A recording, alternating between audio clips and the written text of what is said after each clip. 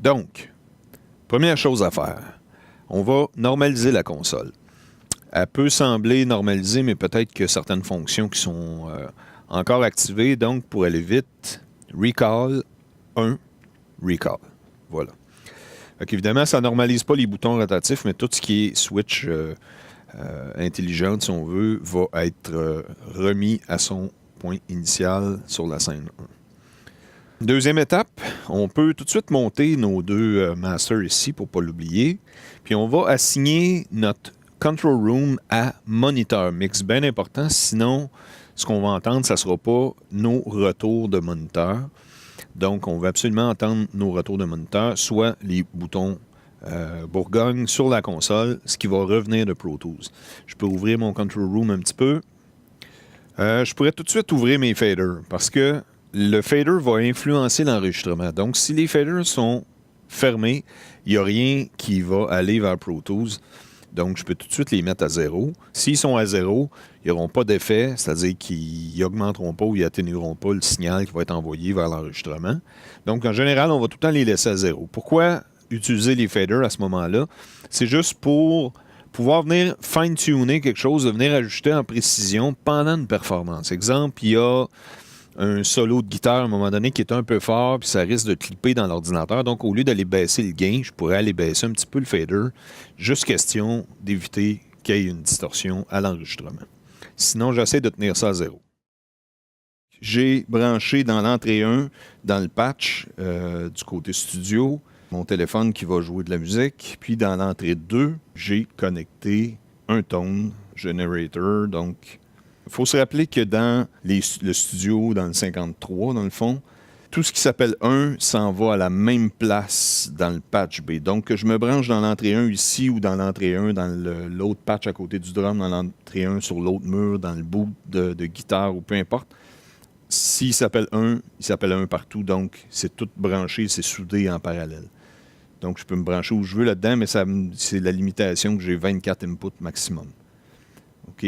Par contre, les écouteurs, c'est un peu la même chose. Tout ce qui s'appelle A, ça va toujours être A, ça va être soudé à la même place. Mais dans chaque studio, on va avoir des chiffres différents qui vont faire qu'on va pouvoir envoyer vers des mix différents à partir du patch B. Mais si je me branche dans A là, puis dans A l'autre côté, ben ça va être le même signal qui va être envoyé à mes musiciens. Une des premières étapes, si je veux entendre la musique en question qui joue de l'autre côté, je dois venir choisir mon input ici. OK? Donc, input, je le mets à mic. La lumière est rouge, déjà on voit que ça module. OK? J'ai mon ajustement de préamp qui est ici. On se rappelle que ça, c'est le préamp, puis ça, c'est un fine-tune, c'est un trim qui va me permettre d'ajuster un petit peu plus en précision. Mais le préamp, c'est des coches. On ne le mettra pas trop fort. Donc, j'ai choisi input si jamais je suis allé trop loin. Après ça, j'ai DI, DAW et je reviens au mode line, mais je vais aller absolument en mic. Je n'ai pas besoin de Phantom Power parce que c'est un DI passif. Et normalement, en levant mon retour ici de tape, je serais supposé avoir du signal. Sur mon entrée 1, j'ai de la musique qui joue. Donc, qu'est-ce que je dois faire pour l'entendre? Bien, première étape, assigner l'input ici. L'input, je dois le mettre à mic. Donc, le voyant rouge est allumé, ce qui me dit que c'est à mic. Je monte le gain un petit peu. Je vois que ça module. C'est la musique qui rentre dans le préamp en question, qui s'en va jusqu'au fader, puis qui s'en va même jusqu'à l'ordinateur. Si l'ordinateur est en record ou est en monitoring, donc le I vert, automatiquement, ça va revenir dans mon retour de moniteur, ce qu'on appelle des fois le retour de tape. Puis ici même, je vais avoir le retour de la musique en question, je peux entendre, que je peux panner à gauche ou à droite, que je peux muter, que je peux baisser. Puis évidemment, ça, c'est mon retour d'écoute seulement, donc ça n'affectera en aucune façon l'enregistrement. Ça me permet juste d'écouter ce sur quoi je travaille pendant qu'on travaille. Même chose pour le tone en question. Donc, je me mets en input mic. Puis, si je lève le gain, je ne l'aurai pas. Pourquoi? Parce que le tone en question a besoin de Phantom Power, comme certains instruments. Et je lui applique le 48 volts. Là, je le vois modulé ici. Je peux l'entendre en ouvrant mon retour. Même chose, panning, cut. Je peux appliquer de l'EQ. Donc, je mets l'EQ à on. OK, et je viens booster une fréquence en question. Je choisis sa fréquence. Il faut se rappeler que l'EQ est avant l'enregistrement, donc va s'appliquer à l'enregistrement. Ce qui fait que si je fais une égalisation pendant la prise de son, ben, je vais l'avoir printé sur le tape, ce qui peut être risqué à ce moment-là. On n'oublie pas de mettre un low cut. Donc, on ajuste la fréquence, on actionne le low cut en question, on choisit la fréquence en question à laquelle on veut assigner notre low cut. Donc, encore là, ça va affecter évidemment l'enregistrement, mais ça peut être intéressant parce que ça va venir nettoyer tout ce qui est dans les basses fréquences, puis ça va clarifier notre mix. OK, pour les mix d'écouteurs, mix A, ça va être notre mix stéréo. Donc, disons que je veux envoyer la musique dans le mix A. J'active mix A. Puis, je monte le volume en question ici. Puis, j'ai la panoramisation, le pan, sur l'envoi vers les écouteurs. Donc, pour envoyer cette source-là plus dans l'oreille de gauche, plus dans l'oreille de droite. Qu'est-ce qu'il me reste à faire? C'est que je dois choisir c'est quoi la source de ce mix-là. Est-ce que c'est le fader? Est-ce que c'est le moniteur? Est-ce que c'est pré ou post? On va toujours travailler que ça va être pré-moniteur. OK? Donc, en appuyant sur le bouton de l'auxiliaire en question, je viens choisir pré-moniteur. Donc, si le voyant jaune est allumé, je suis en moniteur. Si le voyant vert est éteint, je suis en pré parce que je ne suis pas en post. Donc, en étant pré-moniteur, même si je viens baisser des trucs dans la régie pendant que j'écoute puis pendant que je travaille, ça n'influencera pas le mix d'écouteurs des musiciens. C'est bien important pour ne pas les déconcentrer. Donc, je me mets en pré-moniteur, j'envoie le volume que je veux dans l'auxiliaire. Si jamais j'avais un deuxième mix que je voulais faire, genre dans un isoloir, il y a un chanteur qui voudrait entendre un mix séparé, ben je pourrais prendre l'auxiliaire 1, par exemple, l'assigner à pré-moniteur lui aussi, ajuster son volume, et voilà. OK, pratiquement, en commençant, je devrais prendre l'habitude d'ouvrir mes envois d'auxiliaire. Parce que si mes envois d'auxiliaire, donc si mes masters d'envoi d'auxiliaire sont fermés, il n'y a rien qui va aller vers les écouteurs. Puis c'est une étape de plus qui risque de me faire perdre du temps. Donc je peux les ouvrir aux 3/4, qui est une bonne idée, question de se garder une petite marge de manœuvre.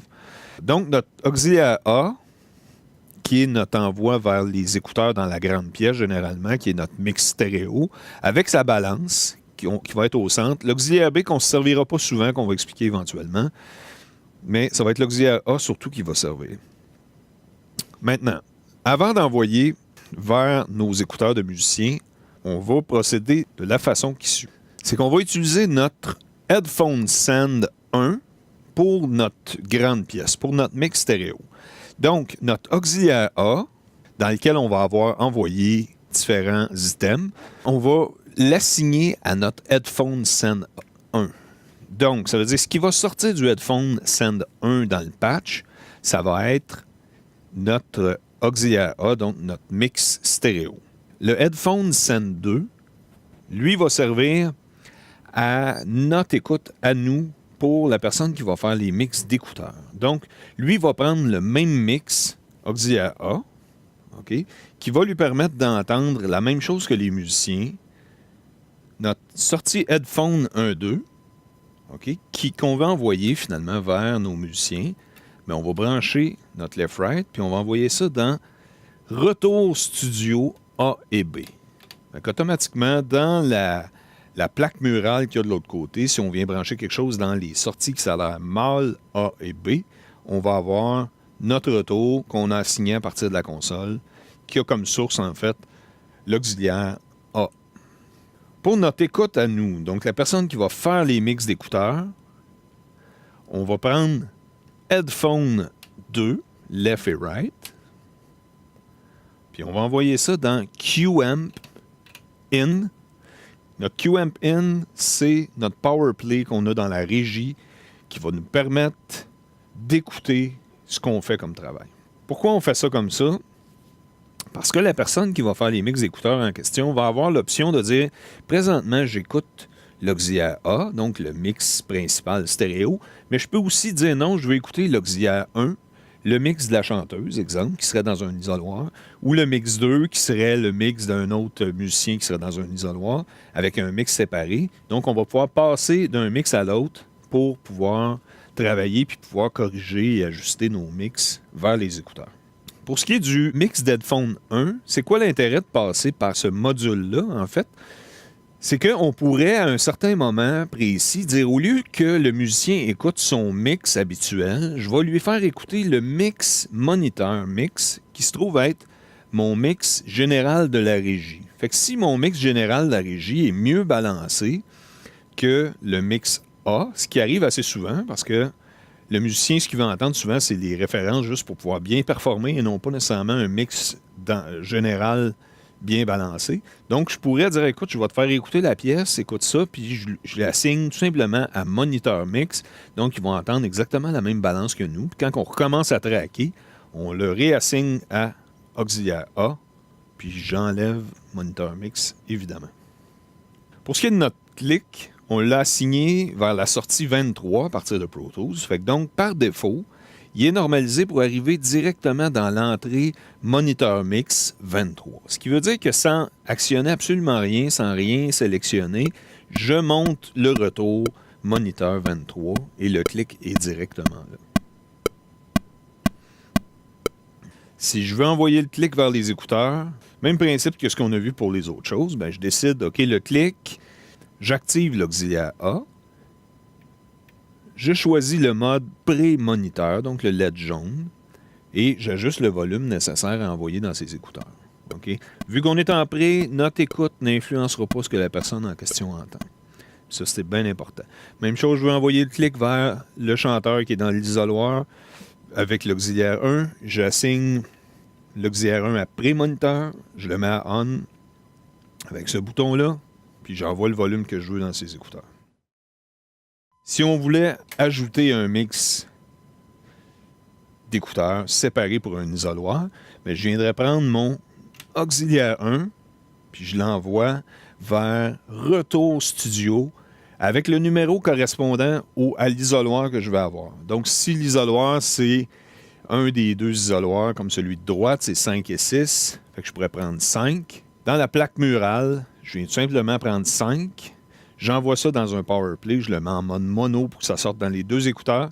Puis là, je vais avoir un mix mono qui sort dans un des isoloirs puis qui va être indépendant à partir de ma console. OK, disons que je veux brancher un reverb. Je vais prendre l'auxiliaire 3. Je vais envoyer l'auxiliaire 3 dans l'entrée de mon reverb. C'est pas dramatique si c'est mono parce que l'entrée du reverb peut être mono, c'est pas un problème, mais sa sortie doit être stéréo. Donc, je prends la sortie du reverb lexicon, left-right, j'envoie ça où? J'envoie ça dans deux retours de moniteur, soit 21 et 22. Où sont les retours de moniteur? Ici même. Clic.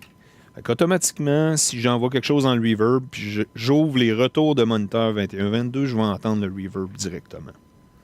Disons que je voudrais envoyer le clic dans un reverb, chose qu'on ne fait jamais, mais que juste pour l'exemple d'aujourd'hui, va être adéquat. Donc, je vais prendre l'auxiliaire 3. Pourquoi? Pour que ça soit le moins proche possible de mes autres auxiliaires, donc le dernier de mes auxiliaires. J'active l'auxiliaire 3. Je vais doser la quantité que j'envoie vers le reverb. Qu'est-ce que je vais prendre comme source? Est-ce que je veux être pré-moniteur, pré-fader ou quoi que ce soit? Je vais être moniteur, parce que mon clic ou n'importe quel de mes instruments arrive dans le retour de moniteur en question. Là, on a un bon exemple. Pourquoi qu'il ne faut pas faire ça? C'est que présentement, vu qu'on est pré-moniteur, même si mon retour de clic est fermé ici, j'entends le reverb. Donc, je vais choisir post-moniteur, ce qui va faire qu'il va y avoir du reverb sur le clic. Mais quand je vais fermer le retour de cet instrument-là, le clic va suivre, évidemment, parce qu'il est post-moniteur. C'est ça qu'on veut. Qu'est-ce qui fait que notre reverb va fonctionner? On va brancher notre sortie du reverb vers deux entrées de Monitor Return In, soit 21-22 dans le cas présent. Donc, automatiquement, en levant ça ici, sans rien assigner, sans enlever le fader, j'ai le retour d'effet qui est ici. Maintenant, je l'ai panné stéréo, parce que le reverb est stéréo. Disons que je voudrais envoyer mon reverb dans les écouteurs. Bon, ça a l'air compliqué, mais en fait, c'est bien simple. C'est juste qu'il faut dire, OK, j'ai du reverb dans 21-22 et je veux envoyer ça vers les écouteurs. Si c'était un instrument, ben, je ne me poserais pas de questions. Je dirais, OK, cet instrument-là, je vais l'envoyer dans les écouteurs. J'active auxiliaire A, puis je me mets en mode pré-moniteur. Puis donc, je lève les volumes, puis la personne qui a les écouteurs sur la tête va entendre le retour de reverb.